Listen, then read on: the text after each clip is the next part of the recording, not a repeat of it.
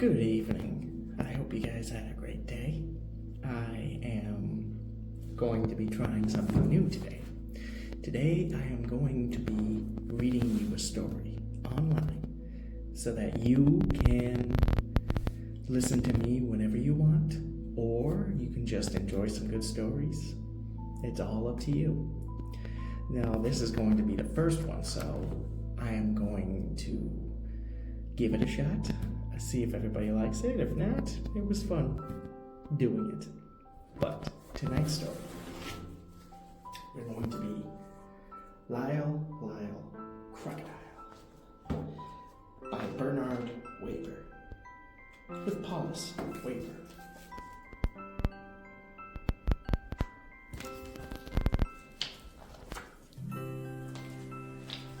The House on East 88th Street by Bernard Waber.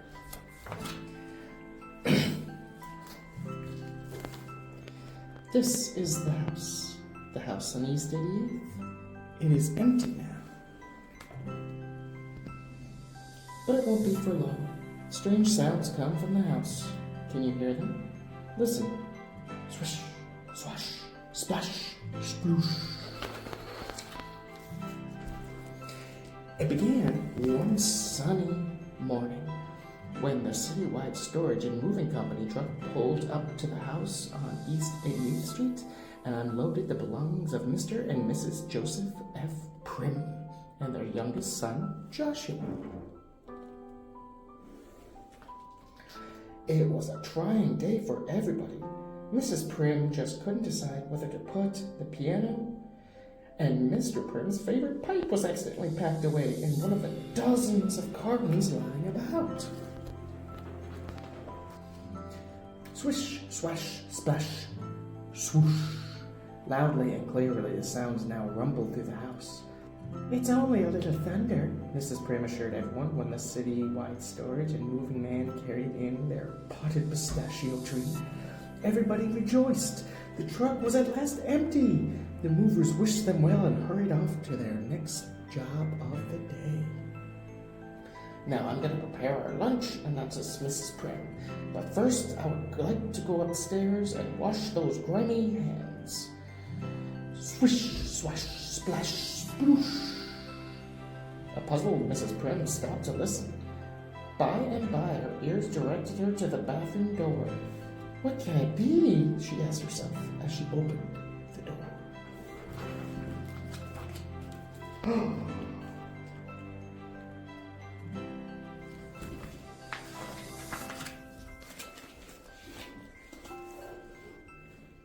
The next moment found them flying off in different directions. Help! Help! Mrs. Prim cried out as she struggled with a window stuck with fresh paint. Operator! Operator! Mr. Prim shouted into the telephone, and then he remembered that it was not yet connected. Joshua, who had heard everything, ran to the front door to be greeted by an oddly dressed man who handed him a note. This will explain everything about the crocodile, said the man, leaving quietly but swiftly.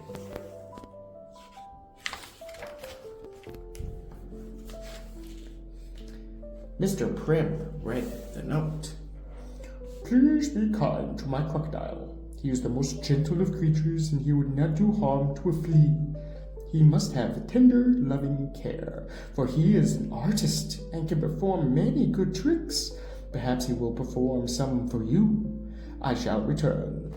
Cordially, Hector P. Valente, star of the stage and screen. P.S. He will eat only Turkish caviar. P.P.S. His name is Lyle. Turkish caviar indeed, exclaimed Mrs. Prim. Oh, to think this could happen on East 88th Street. Whatever will we do with him? Suddenly, before anyone could think of a worthy answer, there was Lyle. And just as suddenly as he got hold of a ball that had been lying among Joshua's belongings and began to balance it on his nose and roll it down the notches of his spines.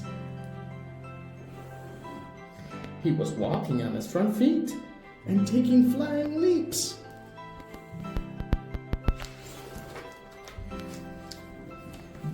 Now he was twirling Joshua's hoop, doing it so expertly that the Prims just had to clap their hands and laugh. Lyle bowed appreciatively. He had won his way into their hearts and into their new home.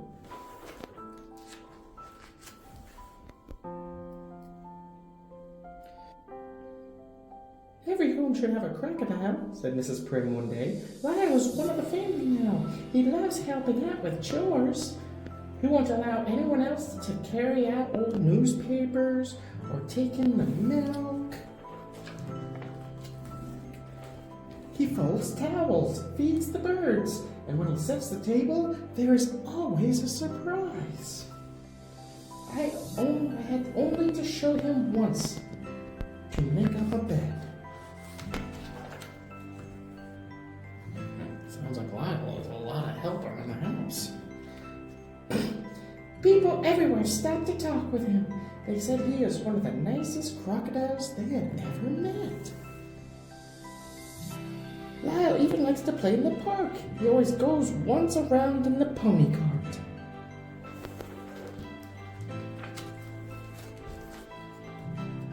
I need to learn to eat something besides Turkish caviar. Lyle is a good sport. Everyone wants to play on his side.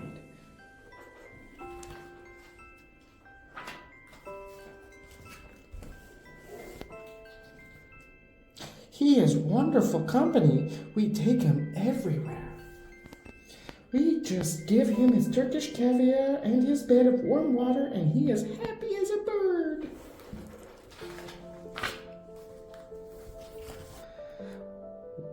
One day, a brass band paraded past the house on East 88th Street. The Prim family rushed to the window to watch. They called for Lyle, but there was no answer. Look at all those people. Look, somebody pointed out. It's Lyle, he's in the parade. There was Lyle doing his specialty somersault, flying leaps, walking on his front feet, and taking bows just as he did the first day they had laid eyes on him. The people watching cheered him on, while Lyle smiled back at them and blew a kiss. A photographer was on hand to take pictures.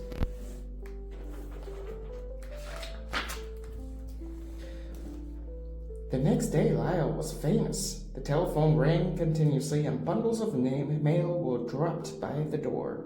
One letter was from someone Lyle knew particularly well. Mr. Prim read it. Just a few words to say, I shall return. Cordially, Hector P. Valente, star of stage and screen. P.S. Very soon. P.P.S. To fetch my crocodile. Several days later, Mr. Prim and Lyle were in the kitchen shelling peas when they had heard a knocking at the door.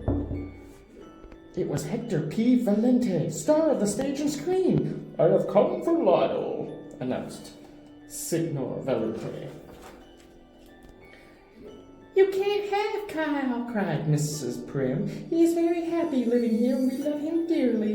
Lyle must be returned to me, insisted Signor Valente. Was it not who I raised him from young crocodilehood? Was it not I who taught him his bag of tricks?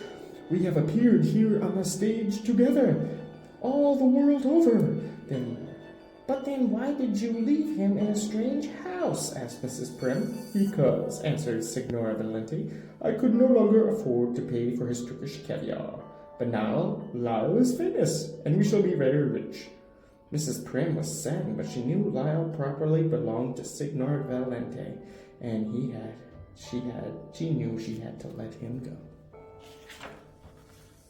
Signor Valente had big plans for Lyle. They were to travel far and wide, stay in many hotels, where sometimes the tubs were too big, sometimes they were too small. or too crowded. Signor Valente did what he could to coax a smile from Lyle. He tried making funny faces at him. He stood on his head.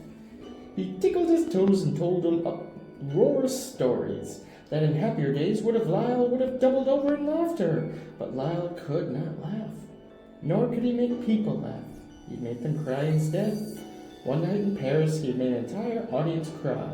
The theater manager was furious and ordered them off the stage.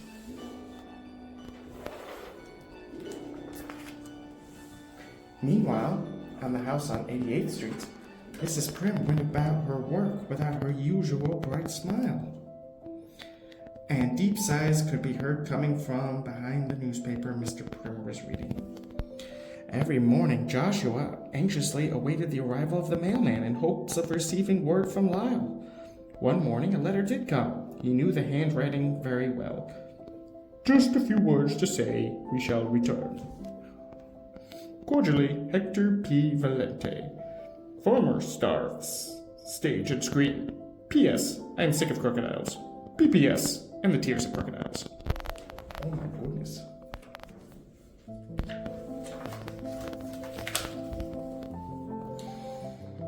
Not too many days after, the Prims were delighted to find Hector P. Valente and Lyle at their door. Here, take him back," said Signor Valente. "He is of no good. He will never make anyone laugh again." But Signor Valente was very much mistaken. Everybody laughed. And laughed and laughed and laughed. And in the end, so did Signor Valente.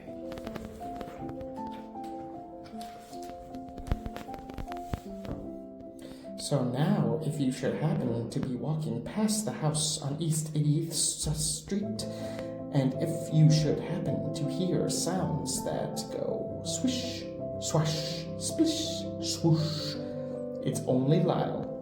Lyle, the crocodile.